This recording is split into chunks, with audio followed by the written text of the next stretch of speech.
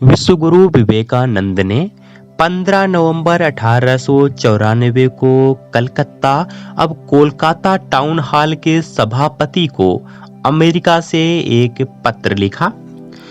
Calcutta town hall की सभा में जो प्रस्ताव स्वीकृत हुए और साथ ही मेरे नगरवासियों ने जिन सहृदयतापूर्ण शब्दों में मुझे याद किया, उन्हें मैंने पढ़ा।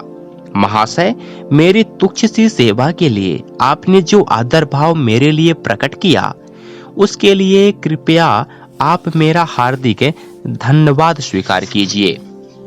मुझे पूरा विश्वास हो गया है कि कोई भी मनुष्य या जाति अपने को दूसरों से अलग रखकर जी नहीं सकती, और जहां कहीं भी गौरव, नीति या पवित्रता की भ्रांत धारणा के वशीभूत होकर ऐसा प्रयत्न किया गया, उसका परिणाम उस पृथक होने वाले पक्ष के लिए सदैव घातक सिद्ध हुआ। मेरी समझ में भारतवर्ष के पतन और अवनति का एकमात्र मुख्य कारण था जाति के चारों ओर रीति रिवाजों की एक ऊंची और मजबूत दीवार खड़ी कर देना, जो दूसरों के प्रति घृणा पर स्थापित थी और जिसका यथार्थ उद्देश्य प्राचीन काल में हिंदू जाति को आसपास वाली बौद्ध जातियों के संसर्ग से अलग रखना था।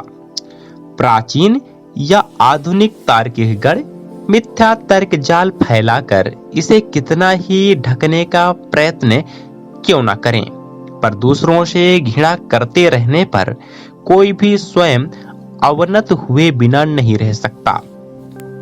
धर्म नीति के इस अचूक नियम का ज्वलंत प्रमाण, इसका अनिवार्य फल यह हुआ कि जो जाति सभी प्राचीन जातियों में सर्वश्रेष्ठ थी, वही आज पृथ्वी की समस्त जातियों में एक तुच्छ और घृणा की वस्तु हो गई है।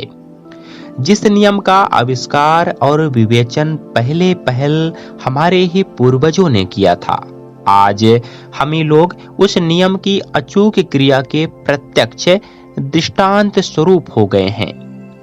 लेन देन ही संसार का नियम है, और यदि भारत फिर से उठना चाहे तो यह परमावश्यक है कि वह अपने रत्नों को बाहर लाकर पृथ्वी की जातियों में बिखेर दे, और उसके बदले में वे जो कुछ दें उसे सहर्ष ग्रहण करे।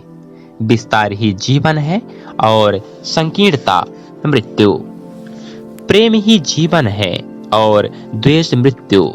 हमारा नाश उसी दिन से आरंभ हो गया था जब से हम अन्य जातियों से घृणा करने लगे, और जब तक हम पुनः इस जीवन स्वरूप विस्तार को नहीं अपनाते, हम किसी भी तरह अपनी इस मृत्यु को नहीं रोक सकते।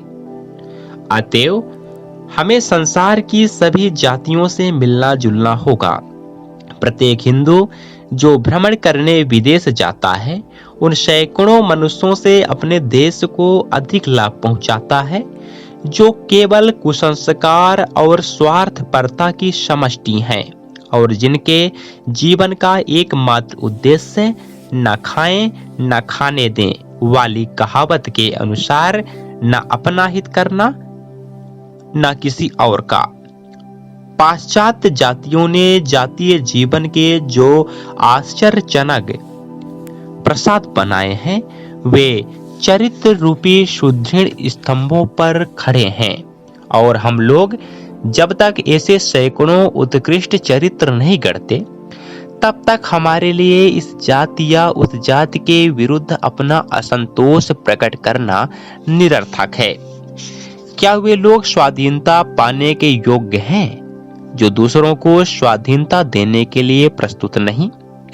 आइए व्यर्थ का असंतोष प्रकट करते हुए शक्ति क्षय करने के बदले हम धीरता के साथ और पुरुषोचित रूप से काम में लग जाएं। मेरा तो यह पूर्ण विश्वास है कि संसार की कोई भी शक्ति किसी से वह चीज अलग नहीं रख सकती जिसके वह समुचित योग्य हो। अतीत तो हमारा गौरवमय है ही, पर मुझे हार्दिक विश्वास है कि भविष्य और भी गौरवमयी होगा। शंकर हमें पवित्रता, धैर्य और अध्यवसाय में अविचलित रखें। आपका विवेकानंद, अमेरिका, 15 नवंबर 1894।